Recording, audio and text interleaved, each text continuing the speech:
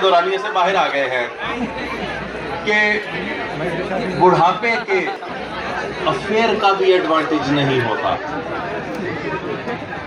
बुढ़ापे के अफेयर का भी एडवांटेज नहीं होता, अगर हो जाए भी तो ठीक से मैनेज नहीं होता। वहां व्हाट्सएप से लेकर फेसबुक तक सब स्पीडे हैं, यहां घंटे में मर के दूसरा मैसेज नहीं होता। अस्सलाम वालेकुम। और नौजवानों का आलम क्या रहता है? शुक्र अल्लाह, तुसी सुनाओ। हॉस्टल लाइफ के हवाले से मैं आज साडा एनुअल डिनर ही ना यूनिवर्सिटी दे उत्थे सुना है लोग उसे आंख मल के देखते हैं। नहीं यूनिवर्सिटी है। सुना है लोग उसे आंख मल के देखते हैं। ये बात है तो चलो सारे रल के देखते हैं। और फंक्शन हो रहा है जो उस उन्वान है टीनेज, अब यकीनन उसमें से गुजरे, कहीं ना कहीं आपको ये इत्तेफाक हुआ होगा। सो उसी की अक्कासी है, आपकी नजर करता हूँ। नहीं घर इंशाल्लाह ले हफ्ते नवांग दूरों तकदे रहने हैं,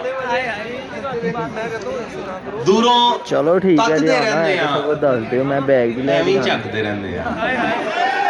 आ मैंने दस दियो सबको आना दूरों तकदे रहने हैं, मैं बैग भी लेके आना जरा कपड़े झकते रहने हैं।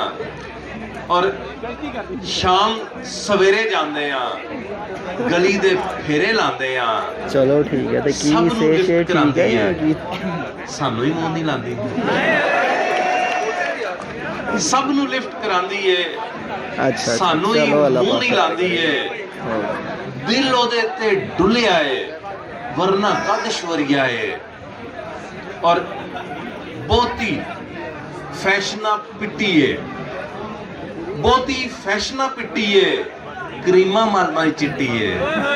अब मुयसर नहीं आ रही तो गुस्सा कैसे निकाला जा रहा है कि बहुत ही फैशना पिट्टी है, क्रीमा मलमल चिट्टी है। मुंह धोवे ते चिड़ेल हो, मुंह धोवे ते चिड़ेल हो, कुड़ियां दी क्रिस गेल हो।